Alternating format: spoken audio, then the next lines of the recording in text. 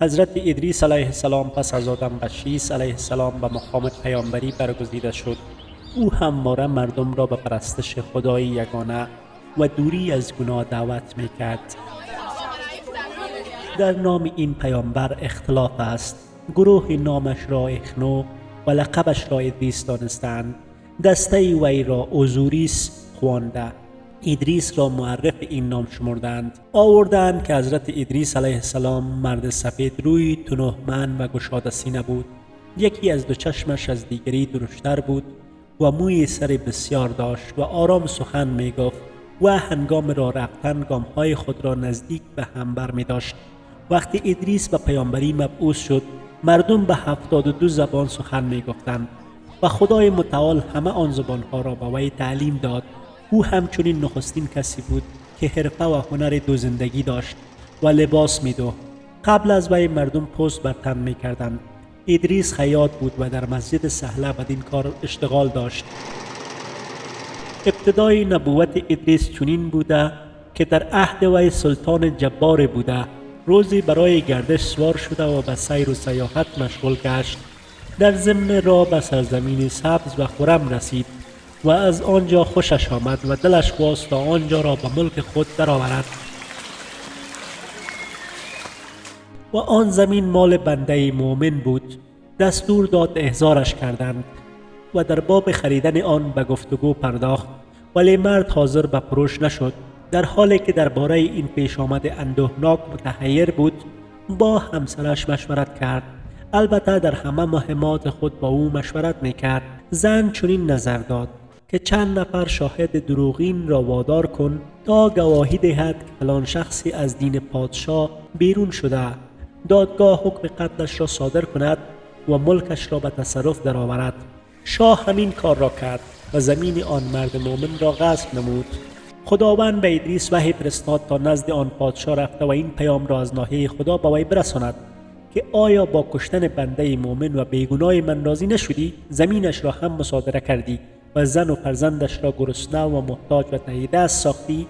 به عزت خودم سوگند که در آخرت انتقامش را از تو خواهم گرفت و در دنیا هم سلطنت تو را از تو سلب خواهم نمود و مملکتت را و ایران و عزتت را مبدل به ذلت خواهم کرد و گوشت همسرت را به خورد سگان خواهم داد، زیرا بردوباری من تو را فریب داده. ادریس با رسالت خداوند به نزد آن شاه آمد و پیام خدایی را در میان بزرگان دربارش به او رسانید. شاه او را از مجلس خود بیرون راند. به اشاره همسرش افراد را فرستاد تا او را به قتل برسانند. بعضی از یاران ادریس از ماجرا مطلع شده به او رساندند که از شهر خارج شده مهاجرت کند. ادریس با بعضی از یارانش همان روزه از شهر بیرون شدند. آنگاه در مناجات با پروردگارش از آنچه که از پادشاه دیده بود شکوه نمود. خدای تعالی در پاسخش وحی فرستاد که از شهر بیرون شو که به زودی وعده‌ای که دادم درباره شاه انفاذ میکنم. ادریس از خداوند خواست تا علاوه بر انفاذ آنچه وعده داد، باران آسمان را هم تا روزی که او درخواست باران نماید از اهل شهر حبس کند. خدای تعالی این درخواست وی را نیز اجابت نمود.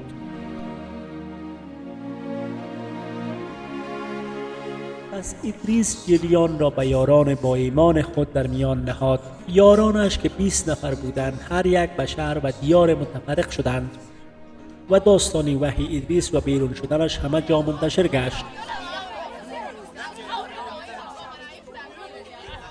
خود ادریس به غاری که در کوه بلند قرار داشت پناهنده گشته، مشغول عبادت خدا و روزه شد. همه روزه فرشته‌ای برایش افطار می آورد و خدا امر خود را در اهل آن شهر انفاذ نمود. پادشاه و همسرش را هلاک ساخت. چیزی نگذشت که پادشاه جبار دیگری جای او را گرفت. بنا به دعای ادریس آسمان مدت 20 سال از باریدن بر اهل آن شهر همچنان حبس شده بود تا کار مردم به فلاکت و تیر روزی کشید. وقتی کار به استخوانشان رسید، بعضی به بعضی گفتند این چوب ها را از ناحیه نفرین ادریس می خوریم و قطعا باران نخواهد آمد مگر این که او دعا کند. ولی چه کنیم که نمیدانیم که او کجاست؟ چاره کار همین است که به سوی خدا بازگشت نموده و توبه کنیم. و درخواست باران کنیم، زیرا او از ادریس به ما مهربانتر است. در این هنگام خدای تعالی به ادریس وحی فرستاد که مردم رو به توبه نهادند، ناله ها سر داده و به استغفار و گریه و تضرع و زاری پرداختند و من به ایشان ترحم کردم، ولی چون به تو وعده دادم که باران برای ایشان نفرستم مگر به دعای تو، اینک از من درخواست باران کن تا سیرابش کنم. ادریس گفت بار الها، من چنین درخواستی نمی کنم. پس خدای عزوجل به آن فرشته‌ای که برایش طعام می برد وحی فرستاد که دیگر برای ادریس طعام مبر. 3 روز گرسنه ماند و گرسنگی از پایش در آورد. پس ندا کرد که بار الها، رزق مرا از من حبس کردی، با اینکه هنوز زنده‌ام و قبض روح هم ننمودی. خدای تعالی به او وحی فرستاد از اینکه 3 روز غذا به تو نرساندم ناله میکنی، ولی از گرسنگی اهل قریه‌ات هیچ ناراحت نیستی، با اینکه آن بینوایان 20 سال از دچار قحطی هستند. تازه وقتی به تو میگویم دعا کن تا برایشان باران بفرستم، از دعا هم بخل میورزی. اینک با گرسنگی ادبت کردم تا بدانی چه مزه‌ای دارد و حالا باید از این غار و کوه پایین روی و به دنبال کار و کسب باشی. از این به بعد رزقت را به کار و کوشش خودت محول کردم. ادریس از کوه پایین آمده به دیه در آن نزدیکی ها رسید. خانه ای دید که دود از آن بلند است. به عجله بدان سو رفت. زنی پیر و سالخورده یافت که 2 قرص نان خود را روی ساج می‌پزد. ادریس گفت ای زن، قدر طعام به من بده که از گرسنگی از پای در آمدم. زن گفت ای بنده خدا، نفرین ادریس برای ما چیزی باقی نگذاشته تا به کسی دیگری بخشش کنیم و سوگند یاد کرد که غیر از این 2 قرص هیچ چیزی ندارم. اگر معاش می طلبی از غیر اهل این دی بطلب. ادریس گفت لااقل مقدار به من طعام بده که بتوانم جانم را حفظ کنم و راه بروم تا به طلب معاش برخیزم. گفت این نان بیش از 2 قرص نیست، یکی برای خودم است و یکی برای فرزندم. اگر سهم خود را بدهم میمیرم و اگر سهم پسرم را بدهم او میمیرد و چیزی اضافه بر آن هم نداریم. گفت فرزند تو صغیر است، نصف نان برای او بس است و نصف دیگرش را برای من بده. زن راضی شد و نصف قرص را به او داد. فرزند آن زن وقتی دید که ادریس سهم نان او را میخورد، از شدت نگرانی افتاد و مرد. مادرش گفت ای بنده خدا، پسرم را از شدت فریاد و فغان نسبت به قوت لایموتش کشتی. گفت مترس و نگران مباش که همین ساعت به اذن خدا زنده اش میکنم. آنگاه 2 بازوی کودک را گرفت و گفت ای روحی که از بدن او به امر خدا بیرون شده ای، به اذن خدا برگرد که من ادریس پیغمبرم. روح کودک برگشت. مادر کودک وقت کلام ادریس را شنید که گفت من ادریس هم و نیز دید که فرزندش زنده شده، فریاد زد که شهادت میدهم که تو ادریس پیغمبری. پس از خانه بیرون شده با بانگ هرچی بلندتر در ده فریاد زد مژده مژده که فرج نزدیک شد و ادریس به داخل قریه آمد. پس ادریس خود را به آن مکان که پادشاه جبار زندگی میکرد و به صورت تلیخا که در آمده بود رسانید. در آنجا نشست و جمعی از اهل قریه گردش جمع شده التماس کردند و طلب ترحم نموده درخواست کردند دعا کند تا باران بر آنان ببارد.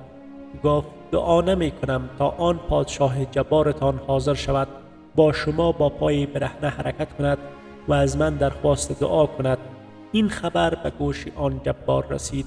40 نفر را فرستاد تا ادریس را نزد او ببرند. وقت آمدند و تکلیف کردند که بیا با ما نزد جبار برویم. ادریس نفرین کرد و هر 40 نفر تا آخرین نفرشان مردند.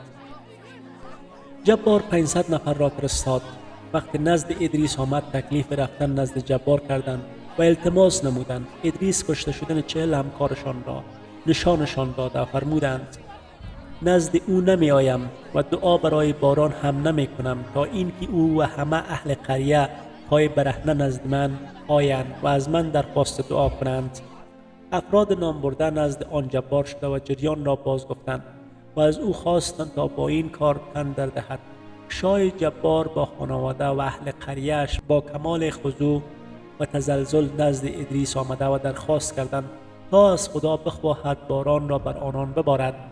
در این هنگام ادریس درخواست باران کرد و آنقدر باران آمد که گمان کردند همگی غرق خواهد شد.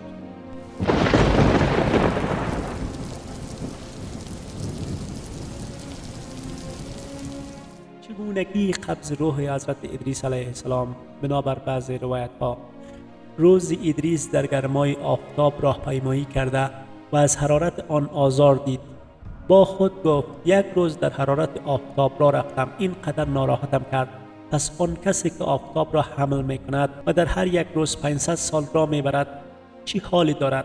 پس دعا کرد که بار الها سنگینی آن را بر دوش آن ملک سبک گردان و گرمایش را برایش تخفیف ده. خدا دعایش را مستجاب کرد و آن ملک از خدای تعالی سبب را پرسید و فهمید که این سبکی و تخفیف حرارت که در حمل او پیدا شده از دعای ادریس بوده است. پس از خدا خواست تا دیدار ادریس را به او روزی کند و میان او و وی دوستی برقرار سازد. خدایش اجازه داد. پس ادریس همواره از او پرسش ها می کرد. از آن جمله یکی این بود که تو گفتی گرامی ترین فرشتگان نزد ملک الموت هستی و بیش از سایرین نزد او مکان و منزلت داری. حالا با چنین منزلت نزد او برایم شفاعت کن تا اجل مرا تأخیر بیندازد، تا بیش از بیش به شکر و عبادت خدا بپردازم. فرشته گفت خداوند اجل هیچ کس را تأخیر نمی اندازد. ادریس گفت بله، ولیکن این را بیشتر دوست دارم. گفت بسیار خوب، من با او گفتگو می کنم و قول می دهم که آنچه بتواند درباره یکی از بنی آدم انجام دهد درباره تو هم انجام دهد.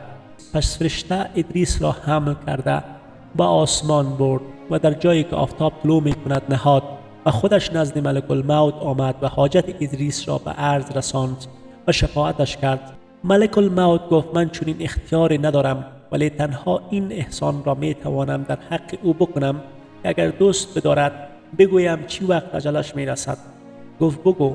پس ملک الموت به دفتر خود نگاهی کرده گفت اسم او فلان است و به گمانم او هرگز نمی میرد، چون او را می بینم که در محل طلوع آفتاب می میرد. فرشته گفت اتفاقا من او را در همان جا گذاشته و نزد تو آمدم. ملک الموت گفت پس برگرد، گمان نمی کنم او را زنده ببینی، زیرا به خدا سوگند چیزی از اجل او باقی نمانده. پس فرشته برگشت و او را مرده یافت.